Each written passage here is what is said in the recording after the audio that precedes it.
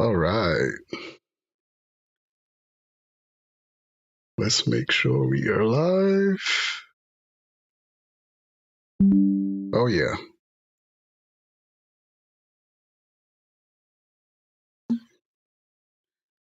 What's going on? What's going on? Nice.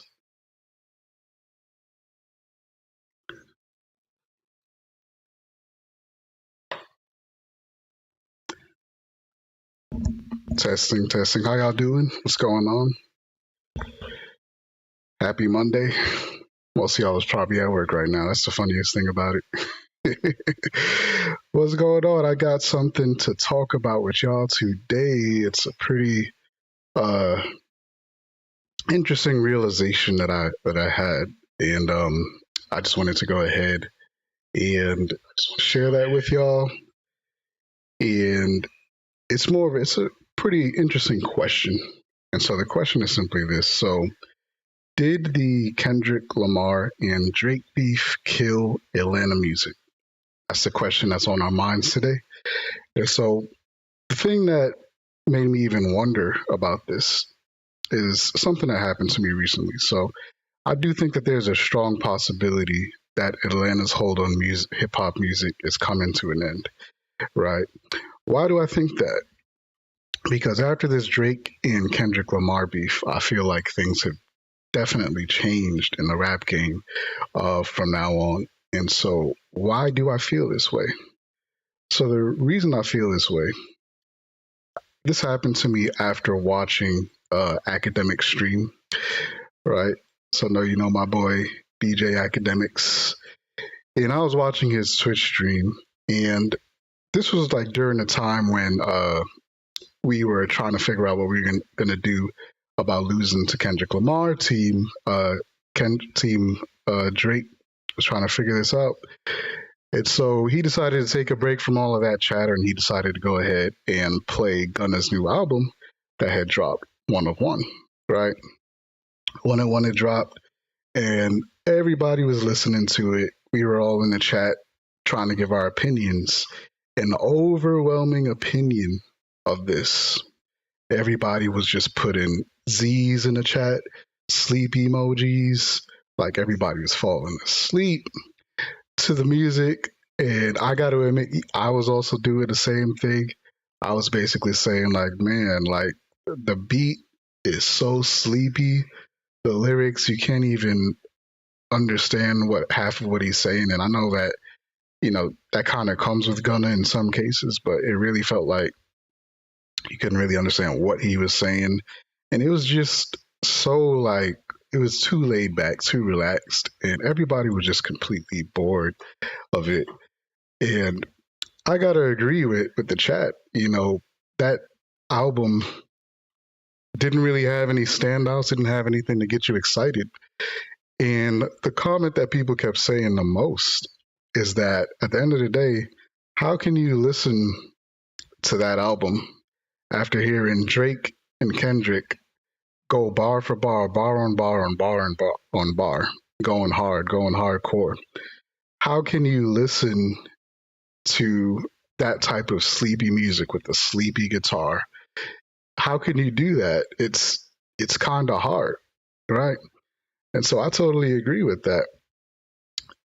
So basically what's happened is that it's become a bit hard to listen to Gunna after the Kendrick Lamar and Drake beef. Now, I like Gunna. I like Gunna's older works. For example, my favorite album from him is a mixtape album is Drip Season 3. I think that was his best. That was his best. There's no other album better than this one. Like out of this album, like 7 of his songs are on my rotation currently. So this is an awesome, awesome album. You know what I mean? So I'm not saying that there's nothing that you can listen to when it comes to Gunna. Like he's got a lot of good shit that you can listen to, but he has started to progress into this new direction with this really.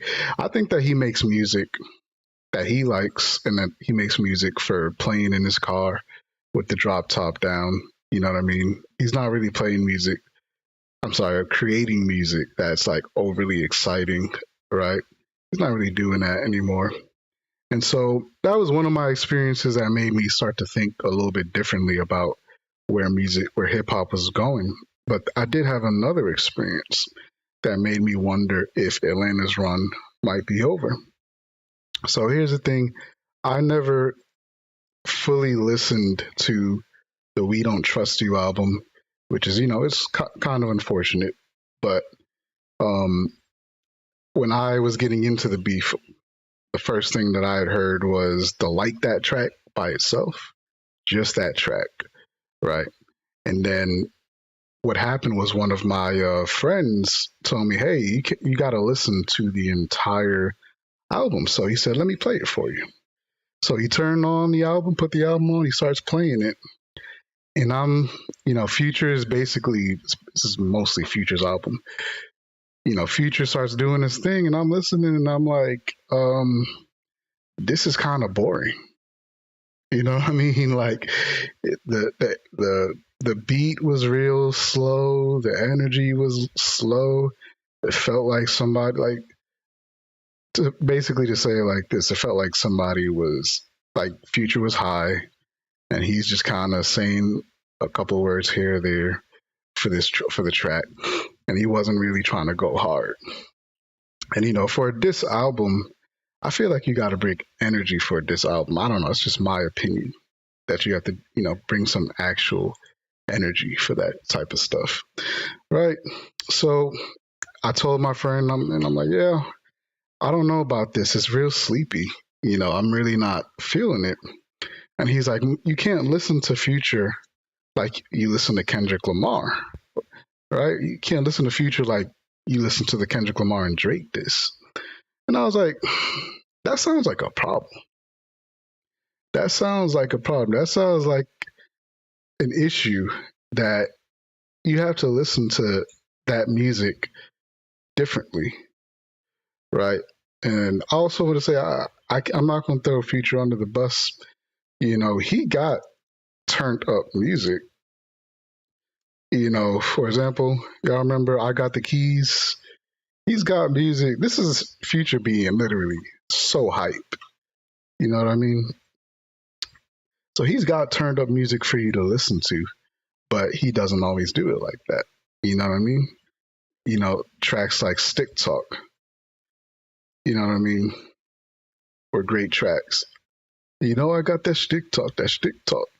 No, no, no, no, lick talk, that lick talk. So he's got the tracks where he's hyped up, but he prefers to do the, like, tracks that are real, real laid back.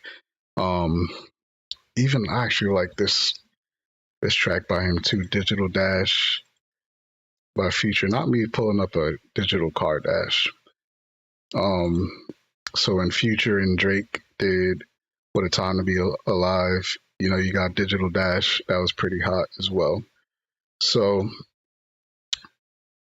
basically, like I said, I don't want to throw him all the way under the bus, but the music that he makes that is much more sleepy, I think we're going to be, like, moving away from that sound.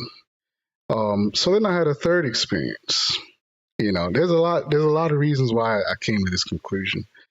And so my third experience was that I was scrolling on Facebook, and one of my friends had shared a post, and it was a post featuring Busta Rhymes rapping like he used, well, not like he used to, rapping the way he did in the 2000s, right?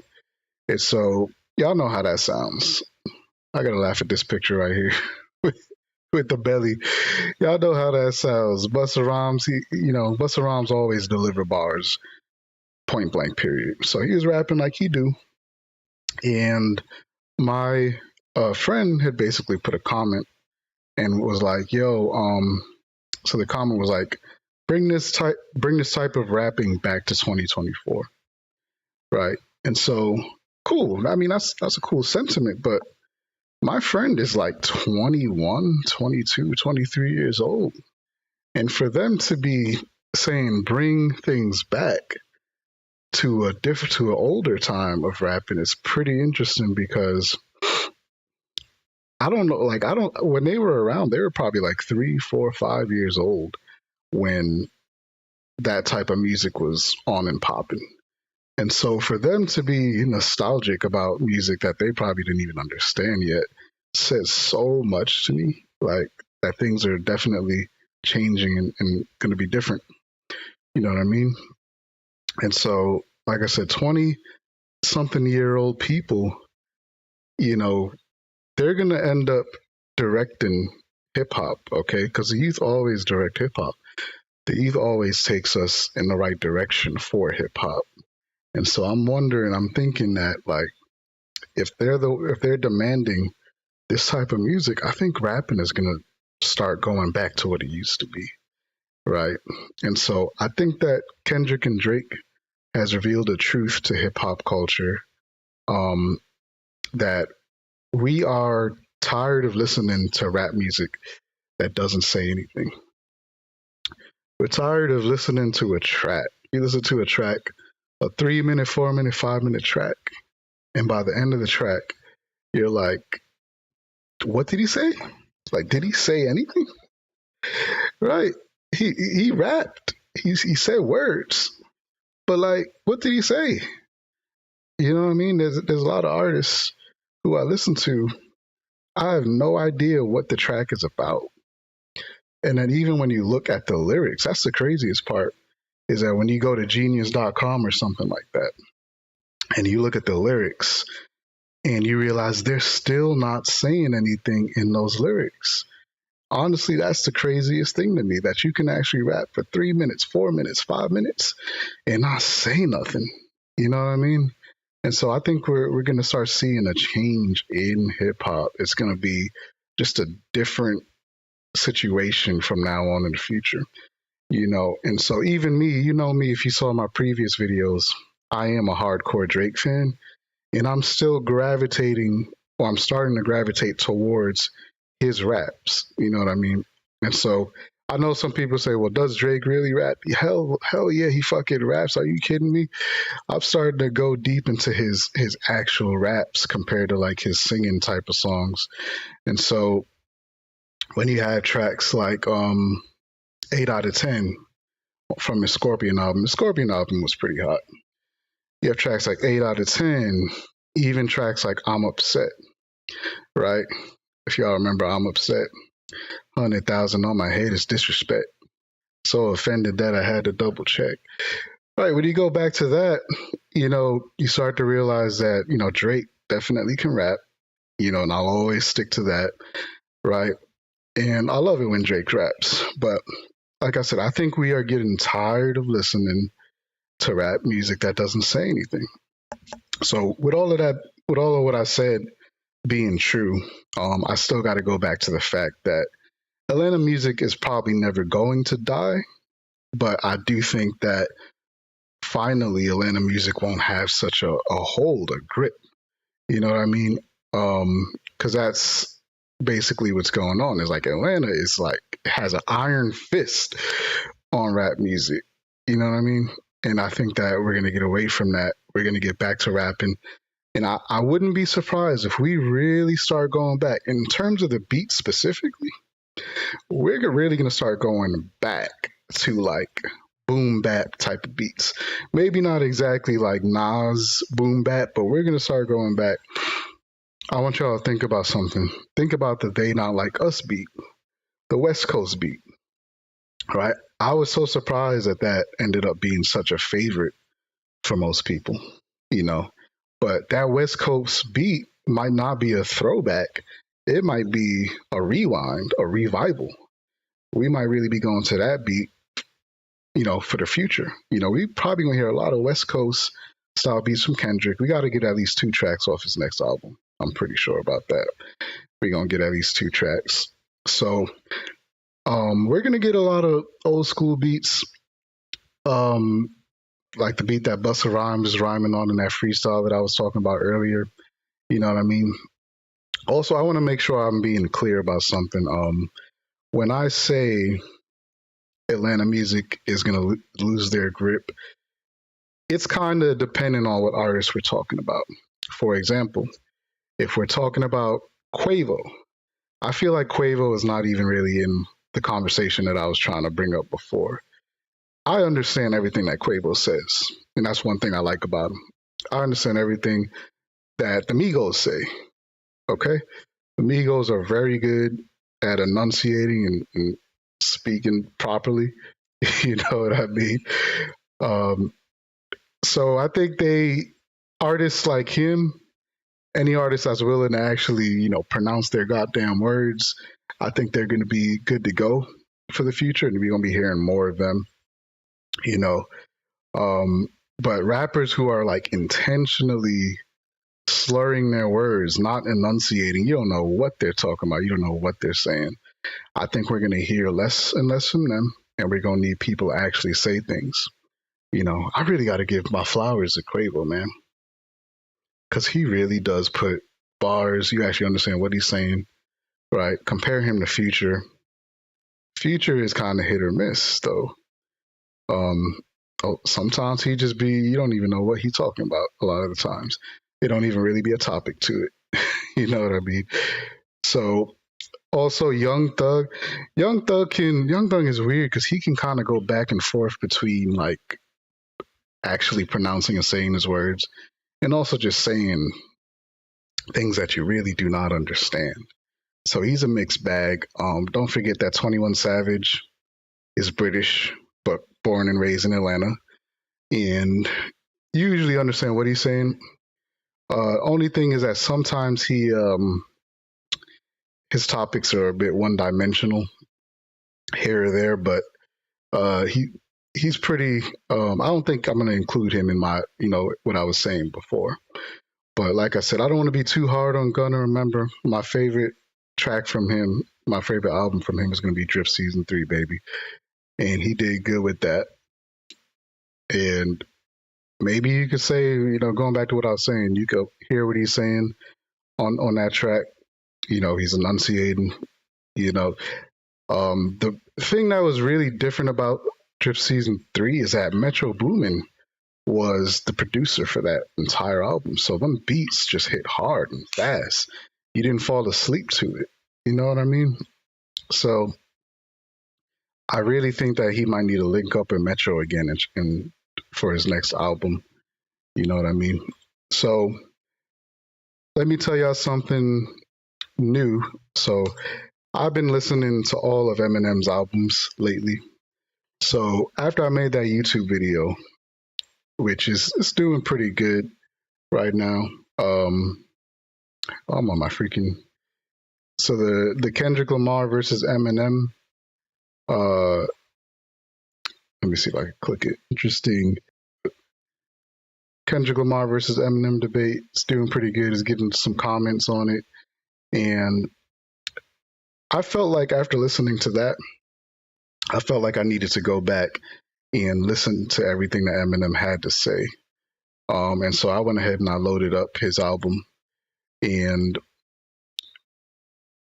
after I loaded up his album, I was basically listening. I went all the way back to freaking 2000 and I'm sorry, 1999. I went all the way back to the beginning, and I listened to like his oldest tracks. And listening to that stuff make you realize how different things are. Like we are in such a different time period, for sure. Things are so different now, and the type of stuff that he was doing, like the way that he was making cinematic tracks, is like unbelievable to me. Like his track is like a movie. You listen to it and you can hear all these sound effects, like there's car doors opening, moving around, and you actually think that you're somewhere else, right? And then the way that he's rapping, like he's, for the love of God, Eminem is an MC, 100% for sure. You know what I mean? And what's crazy is that when I was listening to his music, I started to feel like I was getting taken back to a different time period. Back then in the 2000s and the 1999s when he was, when he was running the game, I felt like I was being transported to the past. It was very nostalgic, and I loved what he had to say. But I started to realize the crazy truth. Okay. Eminem, for the love of God, he says anything. And I don't remember paying attention to that. Like, he said the craziest stuff, and I just didn't notice when I was a kid that he was talking about every topic that you probably shouldn't talk about in hip hop. He was talking about murder. He was talking about this. He was talking about that. Especially when he was some shady. You know what I mean? He's talking about the wildest stuff. And so I was thinking to myself, I don't know if Slim Shady can exist in 2024. And so that's probably true. Now, he did say something crazy on his new track, Houdini. He talked about Megan Thee Stallion, and he made a bar about Megan Thee Stallion getting shot in her foot. And that, of course, went crazy. And that's all he had to say because he, back in the day, he used to say the craziest stuff. And all he had to do was say a little something about Megan Thee Stallion getting shot in the toe. And that thing just took off. For the love of God, I don't think Slim Shady can exist in 2024. You know what I'm saying? You just can't say all the stuff that he was saying. And he had trouble saying that stuff back then, too. He used to get in trouble for that back then. So for him to, and I remember even on Houdini, he basically said something along the lines of like, he basically said something about probably gay people. I forgot what the bar was. And then he even said on the track, I'm probably going to get in trouble for that. You know what I mean? And I think so. I think that's true. Like, he really can't say what he used to say. You know what I mean?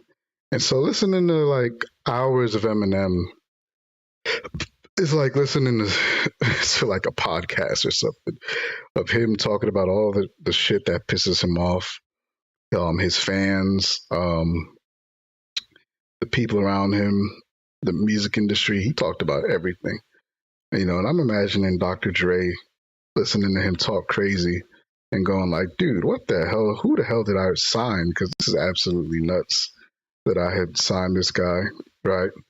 He basically constantly made politically incorrect rap. You know what I mean? And that's absolutely insane how he was able to do that. And I don't think he could do that anymore. You know what I mean? One of the things that caught my attention was 4 artists being on one track. What happened to getting 4 to 5 artists, submit one verse, squeeze them onto a track, and just see who the best MC is? You know what I mean? I feel like the closest we've got to that today was first person shooter mode. And I know some people would debate me on that, but that was the closest we got to that today. And hearing, like, listening to Eminem and hearing 4 artists give their best raps on a track. Oh my God, that is such an experience that we really haven't had in a while. I mean, I feel like the last time we had something like that, besides first person shooter mode, was Drake's song. No, it's DJ Khaled's song. For free. Yeah, that's right, DJ Khaled.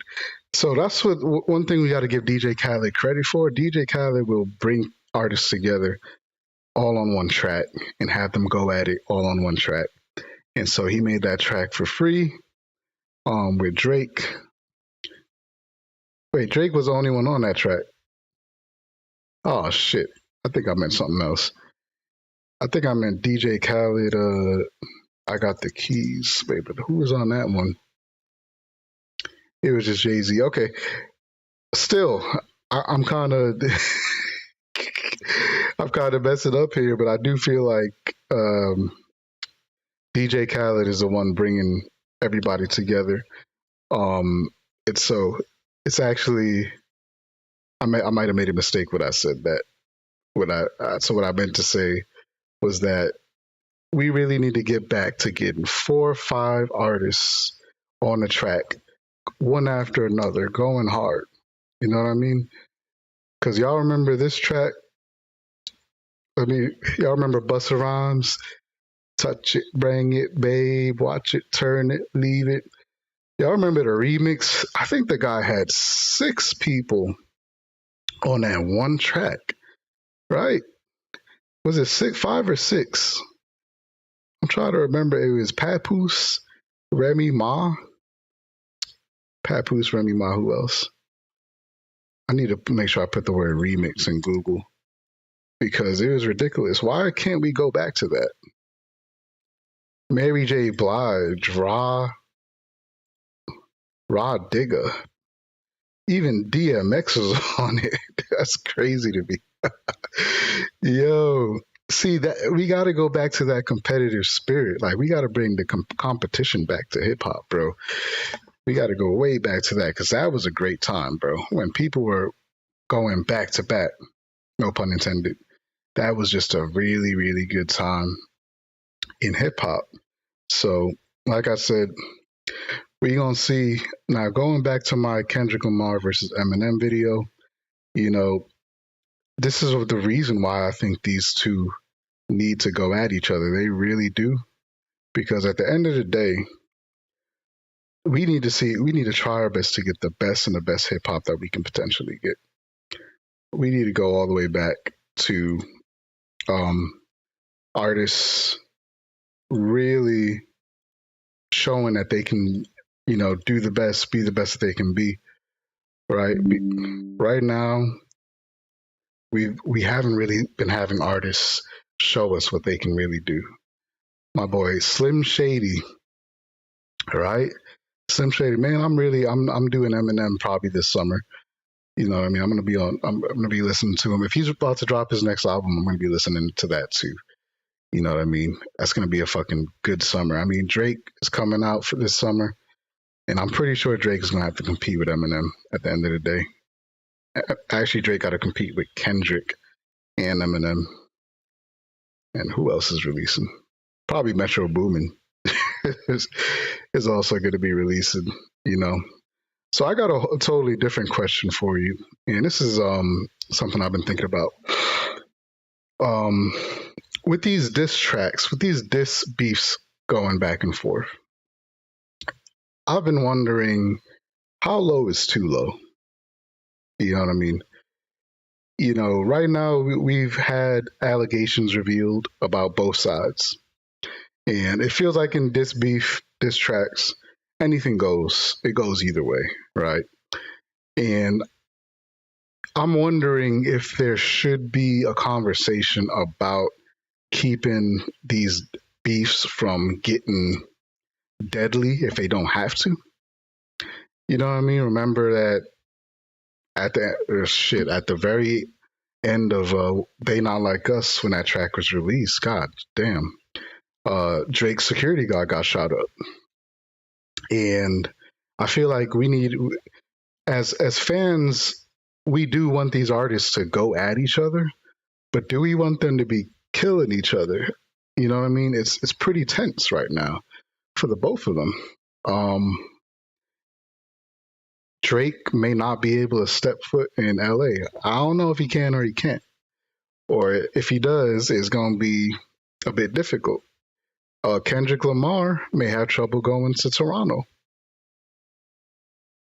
I feel like when we get to that state, I feel like we need to have a conversation as a community and see if maybe we're pushing them too far and pushing them to say things that are dangerous. You know what I mean? People can get killed over this shit, unfortunately. And so the reality is, I think we need to ask a question about, when it comes to Drake, we need to ask a question about what really brought us to such a weird place. And if y'all remember this, remember this diss track from Pusha T, Story of Adidon? When Pusha T went as low as he could go, baby. He went all the way low and brought this picture out and revealed Drake's son to the world. I wonder if Pusha T deserves credit for the way that we're going so low in these beefs. You know what I mean? And it's Drake's fault for ever doing this picture. Boy, is this Drake's fault for doing this picture. Oh my God, look at this. Look at it. I can't even. How do you put blackface on a blackface? Is what I'm trying to understand. I can't understand that. But yeah, I wonder if we need to have a deeper conversation. And I wonder, this is going to be a bit of a radical idea. Do we need something like a hip hop rapping authority? Now, this is real different. Think about it like this. Um, in boxing, we have a boxing authority. And when two boxers want to box, they got to go to the boxing authority and officially sanction a match. You know what I mean? It's very official. You know, you can't just go up like to somebody you're mad at and start boxing them and expect that to be a successful situation. That's not going to happen. Um, but I wonder if there should be like when two rappers are beefing, should they basically have to go to like a rapping authority and submit that they want to beef with each other, and then the rapping authority can establish the rules and be like, all right, listen, don't y'all talk too crazy about this, but everything else goes. Right. I don't know. And then who would that rapping authority be? Complex. My bad. Is Complex still in existence as an organization? Didn't they close down? Yeah. Oh, yeah. They closed down a year ago. Oh, yeah. Yeah. So, like, I don't know. I think there should be a mediator, somebody in between to kind of like clarify, you know, what they should say, what they can't say. You know what I mean? I mean, I don't know who that would be. I also think that that might be just impossible for that to happen. But it just feels like it's kind of sad to push two rappers together. Like I feel kind of gross when I'm like, all right, y'all go beef with each other, and then they say the craziest shit, and then next thing you know, they trying to shoot each other in the head. And it's like, I didn't mean for that to happen. I'm not an evil guy like that. Like maybe I'm a softy. I don't know. I'm a kumbaya ass nigga. I don't want people hurting each other, but that's just how I feel. You know what I mean? And so now I got to say something else. I think at this point, I don't think Drake should ever respond to a diss track ever again. I think it's over with for him. For Drake, Drake has been exposed too much. Um, he, he's got a lot of skeletons, not even skeletons because they're already out the closet. He's got a lot of things that can just get blown up even further and further and further. And right, like at this point, he really needs to just he needs to respond to nobody else for the rest of his rap career. I'm sorry, he doesn't gain anything out of it. Everybody who challenges him gets so much free promotion and free press from him. Okay, and so I think it's time for him to just be like, listen, it doesn't matter what you say about me. I'm not going to respond because at this point, you can, everybody could talk about him being a deadbeat dad. Everybody, not a deadbeat, well, accusing him of being a deadbeat. Everybody could talk about him not having a wife or a woman. Everybody can talk about him in the ghostwriting. You know what I mean? It's kind of done and over with. Just leave the rap beefs alone, bro, and just rap. Stay in your corner, or just do what you do. You do your numbers.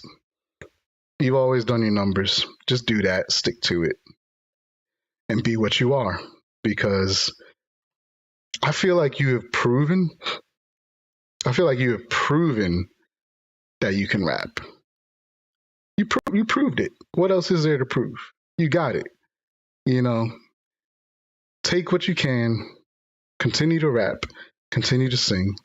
Do what you do. You're always gonna be there, and then that's it. The beefs. You don't need no more beefs with Drake. No matter what people say. No matter what people say to Drake from now on, We do not need him to be in any more rap beats. It just doesn't matter. You know what I mean? And I know y'all heard about Drake ghostwriting Lil Wayne's track. Um, and like I said, y'all already know that the ghostwriting stuff happens in the industry all the time.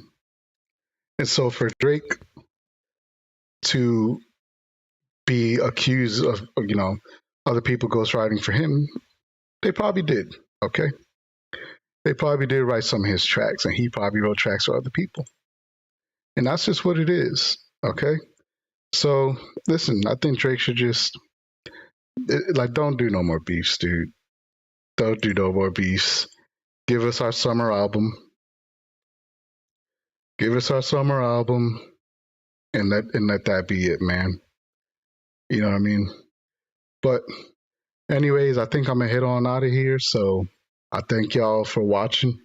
Um, got a lot more content. This content about, especially when it comes to Drake, it just keeps coming. I keep coming up with new ideas. So I got a lot of things to say about hip hop. So please don't forget to like and subscribe. And I will see y'all guys later. Y'all have a great